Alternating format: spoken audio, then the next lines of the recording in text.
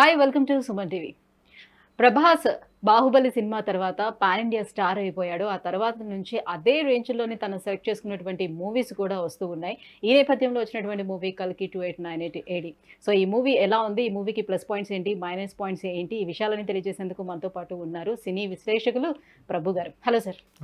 Sir ఎలా ఉంది sir? మొత్తానికి సినిమా ఎప్పుడెప్పుడు వస్తుందా అని ఎదురు చూసారు ప్రభాస్ ఫ్యాన్స్ అందరూ కూడా. సో సినిమా టాక్ అయితే అదిరిపోతున్నట్టుగా వినిపిస్తుంది. సో మీరు చూసొచ్చారు కాబట్టి ఏమిస్తారు రివ్యూ? ఎలా ఉంది? స్టోరీ లైన్ ఏం తీసుకున్నారు?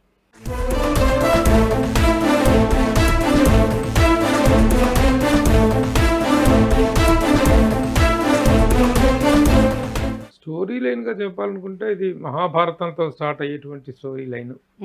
మహాభారతం యుద్ధం అంతిమ దశలో అశ్వత్థామ హతః కుంజర అనేటువంటి డైలాగ్‌తో అని చెప్పిస్టంతోటి ద్రోణాచార్యుడు వారు నేలకొరిగిపోతారు.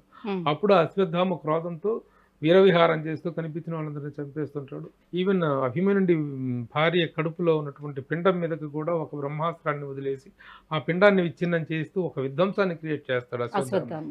తండ్రి చనిపోయాడనేటువంటి క్రోధంతో అతని విధ్వంసాన్ని చూసి శ్రీకృష్ణ భగవానుడు అతన్ని వెనక ముందు చూసుకోకుండా ఇలా చేస్తున్నావు, ప్రతిదానికి ఒక కారణం ఉంటుంది, సృష్టికర్త. అశ్వత్థామ పాండవుల నాశనాన్ని కోరుతాడు. అశ్వత్థామని మీద చాలా సీరియస్ అయ్యి కృష్ణ భగవానుడు చెప్పిస్తాడు తనని. కృష్ణుడి క్రోధాన్ని చూసి నన్ను చంపేసేయమని అన్నప్పుడు నేను చంపను, నిన్ను ఇలాగే వదిలేస్తా, నేను ఈ గాయాలతో ఇలాగే ఈ నెత్తురు జీవు నెత్తురుతో కారుతో ఈ విధంగానే జీవిస్తూ ఉండాలి. కలికి అనే అంటే నాకు శాప విమోచనం ఏంటని అన్నప్పుడు తను ఒక శాప విమోచన చెప్తాడు.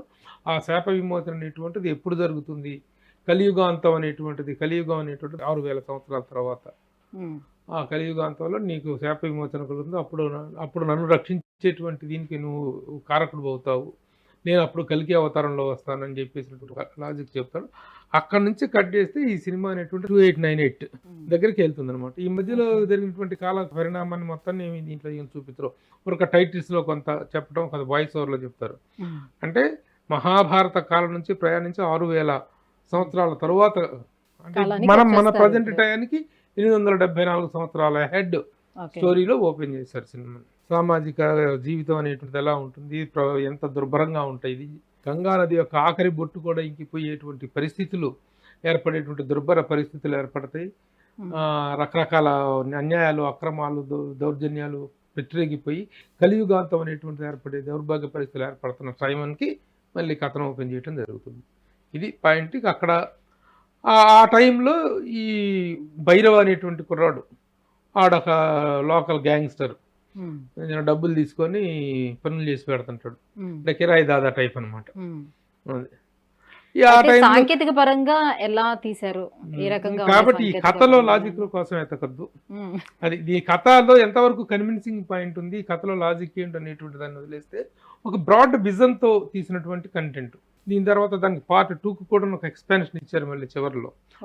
లో కమల్ హాసన్ విశ్వరూపంతో కమల్ హాసన్ ఒక ఏలియన్ క్యారెక్టర్లో కనిపిస్తాడు అనమాట.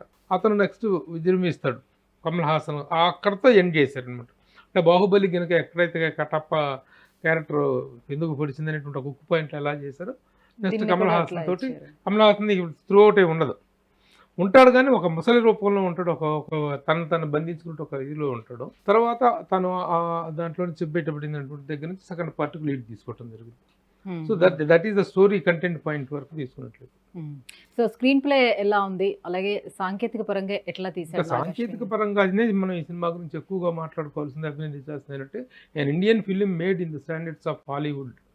స్టాండర్డ్లో తీసినటువంటి ఒక ఇండియన్ ఫిలిం. ఇది టెక్నికల్గా కానీ, ఆ టేకింగ్ పాయింట్స్లో కానీ, మేకింగ్ వాల్యూస్ కానీ, ఆ వాడుకున్న నేపథ్యం కానీ, హై టెక్నాలజీ ఫిలిమ్స్ మనకు అవెంజర్స్ ఫిలిమ్స్ చూసినా కానీ, ఈ బాండ్ ఫిలిమ్స్ సిరీసెస్లో కానీ ఉండేటువంటి మేకింగ్ స్టాండర్డ్స్ ఎలా ఉంటే అంత అద్భుతంగా ఉందన్నమాట. అదే ఇక్కడ మనం తీసుకోవాల్సింది. ఈ సినిమాలో మనం అభివృద్ధించాల్సింది ఏంటంటే ఒక ఇండియన్ ఫిల్మ్ మేకింగ్ స్టాండర్డ్ అనేటువంటిది, రెగ్యులర్ ఫార్ములా అనేటువంటిది ఎలా బ్రేక్ చేసుకుంటూ వెళ్ళారు, పాత్ బ్రేకింగ్ ఫిల్మ్గా ఎలా తయారు చేశారు అనేటువంటి పాయింట్ ఆఫ్ వ్యూలో మాత్రం we have to appreciate the guts of the director and the producers and also the artist. So music పరంగా చూసుకుంటే బ్యాక్గ్రౌండ్ మ్యూజిక్ బీజిఎం ఎలా ఉంది? బీజిఎం అనేటువంటిది బాగుంది, ఎందుకంటే ఈ సినిమాలో ఎలివేట్ చేసిన మ్యూజిక్గా ఏమి లేదు. నేను చెప్పాను కదా, రెగ్యులర్ డ్యూయెట్లు, రెగ్యులర్ సాంగ్స్, రెగ్యులర్ ఇంటర్వెల్స్ ఇవేమి ఉండవు. ఫార్ములా ఫిలిం కాదు ఇది, ఫార్ములాను బ్రేక్ చేసిన సినిమా.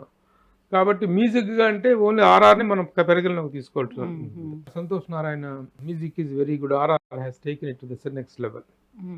ఇంకా every aspect of the film technical గా ఇంకా పర్ఫార్మెన్స్ పాయింట్ ఆఫ్ వ్యూలో చూసుకున్నట్లయితే సరే ఇక ప్రభాస్ భైరవ క్యారెక్టర్ ఎందుకంటే చిన్న ఫన్ ఉన్నటువంటి క్యారెక్టర్, మధ్య మధ్యలో కొన్ని క్యామియో క్యారెక్టర్లు కూడా వచ్చేసినాయి దీంట్లోకి. ఇది చెప్తే నమ్మ ఇది is Ram Gopal Varma in this film. Ram Gopal Varma ఉంటాడు, రాజమౌళి ఉన్నాడు, బ్రహ్మానందం, అందరినీ ఇంక్లూడ్ ఊహించిన పాత్రలు, విజయ్ దేవరకొండ లాస్ట్ లో అర్జునుడి గెటప్ లో వస్తారు. ఈ క్యారెక్టర్స్ అన్ని నాన్ రెగ్యులర్ ఒక జస్ట్ క్యామియో క్యారెక్టర్స్, క్యామియో అపీరెన్స్కి వచ్చిపోయినట్టు. సినిమా మొత్తం మీద రాజమౌళి మధ్యను ప్రభాస్ మధ్య జరిగే ఒక సంభాషణ, అంటే ఈ క్యారెక్టర్ని చేంజ్ చేసుకుంటూ వస్తుంటాడు రాజమౌళి. అతను కారులో, అతను ఒక వెహికల్, అతను ఒక వెహికల్ వస్తాడు. ఆగు ఆగు ఆగు అని చెప్పేసి, అంటే బాబో ఇటుకు దొరికామంటే 5 సంవత్సరాలు బుక్ అయిపోతాం అని చెప్పేసి అనే డైలాగ్ ఒకటి థియేటర్లో గొల్లు నవ్వుతారు అనమాట. That is the wonderful laughing moment in the film. మిగతా ఫిలిం అంతా కూడా కొంచెం సీరియస్ నోట్స్ లో వెళ్తుంటుంది. ఇంకా performance point of view Amitabh Bachchan has excelled అనమాట అశ్వత్థామ క్యారెక్టర్లో. అంటే ఫస్ట్ యంగ్ అశ్వత్థామగా చూపిస్తారు మహాభారత యుద్ధం టైంలో. తర్వాత ఆఫ్టర్ 600 years ఇదే శాపంత ఇదిలో ఉంటాడు కదా, అప్పుడు ఆ క్యారెక్టర్ రివీల్ చేసిన విధానం కానీ, ఆయన పర్ఫార్మెన్స్ కానీ, ఆ కళలో తీక్ష్ణత కానీ, really the great man really did a great job. First half ఎలా ఉంది, సెకండ్ హాఫ్ ఎలా ఉంది, ఈ సినిమాకి ప్లస్ పాయింట్స్ ఏంటి, మైనస్ పాయింట్స్ ఏంటి? సో 3 hours మూవీ కదా, ఎక్కడైనా లాగ్ అనిపించిందా, ఎలా అనిపించింది? ఫస్ట్ హాఫ్ అనేటువంటి దాంట్లోనే కొంత ల్యాగ్, ఆ క్యారెక్టర్స్ ఎస్టాబ్లిష్మెంట్స్ విషయంలో కానీ వాటిలో కొంత ల్యాగ్ నడిచినటువంటి మాట నిజం. దాన్ని సెకండ్ హాఫ్ లోకి వచ్చిన తర్వాత ఆ ఫస్ట్ హాఫ్ స్ట్రెయిన్ మనం, but as for the second half ఎప్పుడైనా సినిమా అనేటువంటిది బయటకు వచ్చేటప్పుడు what is the leaving impact అని అంటాం. ఆ లీవింగ్ ఇంపాక్ట్ మాత్రం గుజ్బమ్ లీవింగ్ ఇంపాక్ట్తో బయటకు వస్తాం, కానీ అక్కడ డిసప్పాయింట్ అవ్వలేదు. అందుకంటే ఆ ఫస్ట్ హాఫ్ డిసప్పాయింట్మెంట్ మొత్తం కూడా వైప్ అప్ చేసేటువంటి కంటెంట్ సెకండ్ హాఫ్లో ఉంది. పర్ఫార్మెన్స్ అందరూ బాగా చేస్తారు. పర్ఫార్మెన్స్ వీళ్ళు నలుగురిదే మెయిన్. పెద్ద పెద్ద స్టార్ ప్రభాస్, అమితాబ్ బచ్చన్, దీపికా పడుకొని, కమల్ హాసన్ జస్ట్ లాస్ట్ లో. రాజేంద్ర ప్రసాద్ కూడా పెద్ద క్యారెక్టర్ కాదు. ఇలా మిగతా వచ్చిన వాళ్ళు ఎవరి పెద్ద క్యారెక్టర్లు కావు. పెద్ద కాస్ట్లీయెస్ట్ ఆర్టిస్టులు అందరినీ కూడా జూనియర్ ఆర్టిస్టులుగా వాడిన ఇది కనిపిస్తుంది దాంట్లో. తను ఒకడు, బ్రహ్మానందం ఒకడు. సరే వీళ్ళని రామ్ గోపాలం వాళ్ళని పెట్టింది చిన్న ఫన్ కోసం పెట్టినటువంటిది. పర్ఫార్మెన్స్ పాయింట్ ఆఫ్ వ్యూలో మాట్లాడుకోనుకుంటే అమితాబ్ బచ్చన్ అండ్ ప్రభాస్ అండ్ దీపికా పడుకుని వీళ్ళకి పర్ఫార్మెన్స్ కు స్కోప్ ఉన్నటువంటిది first half. Okay, so finally ఎంతవరకు ఇవ్వచ్చు అంటారు రేటింగ్? మీకు తెలుసు కదా, నేను రేటింగ్ అంటూ ఏం చెప్పను కానీ, but this is a great film, great attempt on the Indian screen. Commercial గా ఒక వైబిలిటీ ఉన్నటువంటి cinema, the Indian film making standards ఒక నెక్స్ట్ లెవెల్కి తీసుకెళ్ళినటువంటి ఒక పాత్ బ్రేకింగ్ ఫిలిం గా నేను అభినందించుకోవచ్చు. సార్ ఇంకొకసారి సౌత్ ఇండియా గురించి మాట్లాడుకోవచ్చు అంటారు?